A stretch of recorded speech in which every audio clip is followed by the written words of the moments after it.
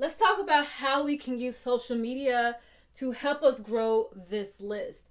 Now, first of all, you want to mention it on all platforms. You want to continuously be sharing your email, lead magnet, opt-in, whatever you want to call it. You want to always share it, and you want to always let people know at the end of a blog post, be sure to get your free guide on such and such. Even at the end of a YouTube video, be sure to grab your free guide below in the comment section or in the description. You always want to mention it if you're really truly focusing on growing your email list. Now, you want to make sure you leverage YouTube, especially that description section of YouTube.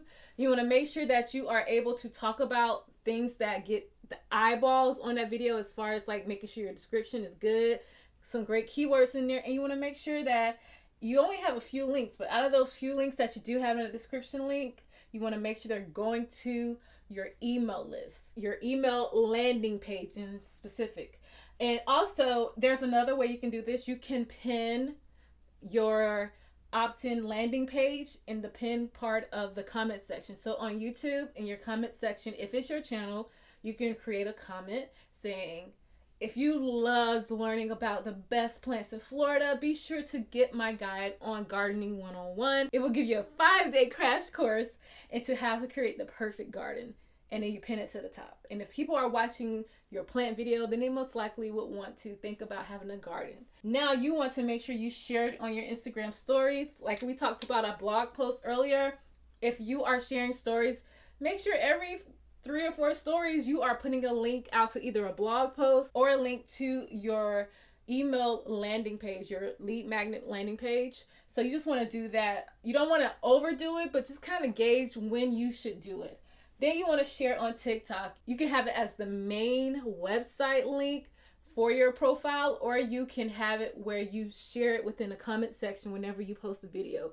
You can do it that way. That's where pretty link comes in when we were talking about creating a pretty link so that someone can remember easily. If they can't copy and paste it from Twitter, they can just see themeparkhistory.com/Disney Planner. They can remember that easily. Then you want to make sure you create Pinterest pins. Even though Pinterest, we having some issues with Pinterest right now, you still want to create pins for a landing page. You want to create those and then have them link out to your landing page for your email list, especially if the content that you're posting on Pinterest is related to the email opt-in that you created. You also want to think about placing Facebook, Pinterest, and Instagram ads that go directly to your landing page. You can also have them go to a blog post that you know you have optimized for high conversion rates of getting people on your email list. And you can do that also to Pinterest pins. They don't always have to go to your landing page. They can also go to a blog post that has your email links to an opt-in landing page. And you can notice by using tools like Hotjar, where you can put it on your website for a temporary time just to see where people stop and where they go. And that'll let you know where to place significant links.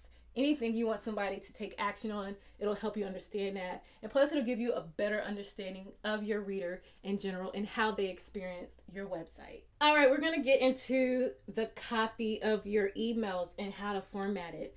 But some of the things I want to quickly go over is the things you got to think about when you are preparing your email for the readers. One you have to know is that people don't read, they skim. That is across the board, and I'm pretty sure if you ever watch somebody go through your blog post, you might get a little offended because you worked really hard on those words.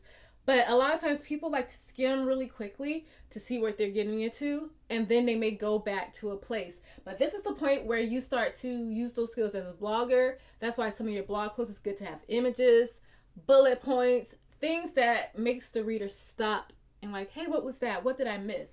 And you're going to do that for your emails. With your copy, you want to make sure that you keep it easy to read, like your blog. Follow those best practices. Just make sure you have a lot of space between each sentence. Make sure you space your paragraphs effectively. You don't want them pushed together. And you want to use simple words. Let's not overdo it. You want to keep the person reading your emails. You also want to make sure you focus on having a powerful title. Now, if you're already great with titles, you can get away with using your same blog post in the subject line, but you can also use Bramework title generator kind of help you get some juices flowing. I also like to use little brackets in my email. So if I have a series of Disney emails going out, and because I cover many theme parks, I may put in a bracket Disney World just so I can stop the flow of somebody skimming their emails. And then after that, I'll say the 5 best rides at the Magic Kingdom behind that bracket, just to kind of get people to pay attention to your email from all of the noise of the world. Now let's get through to the email outline. I'm going to give you the outline that I use for my emails. First thing I do is say hi. I say hi in whatever your email tool is. You're going to insert the name and then you're going to put in exclamation point. So you just say hi and then you're going to state the problem that they have. You're just reiterating so that they know they got the right email. And then you want to show empathy. So they stay on like, okay, she gets me. She gets my problem. And then you want to tell them why you can help. You want to give a solution and then you want to close it. And then we're going to take a look at this email. I tried my best to write it, but I'm just going to show you a screenshot so that you can see what I was trying to do. So this email title states it has Cedar Point, as you can see in the brackets. And then I put, what's the best day to go to Cedar Point? You see the best days, I bolded it so that I can stand out. You test out emojis in your title. Then I say, hi, are you trying to pick the best day possible to go to Cedar Point? And that's the problem. You might be thinking, well, there's a lot of details. How can you be sure you're making the right decision? Right there, I could space more. And then that's the thoughts your reader may be having. And I say, listen, I get it. Cedar Point can be overwhelming, especially when it's busy. That's the empathy. And then that's why I should have put that, the empathy. And then that's why I recommend using the crowd calendar before your trip. I broke it down for you and made it easy to decide which day is best for you. That is me telling them what I can help them with. And I say, get it here today. That's the solution. And I close out.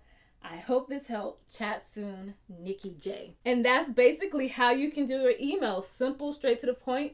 Use that formula. Keep practicing, keep perfecting it, and you'll do great with your emails.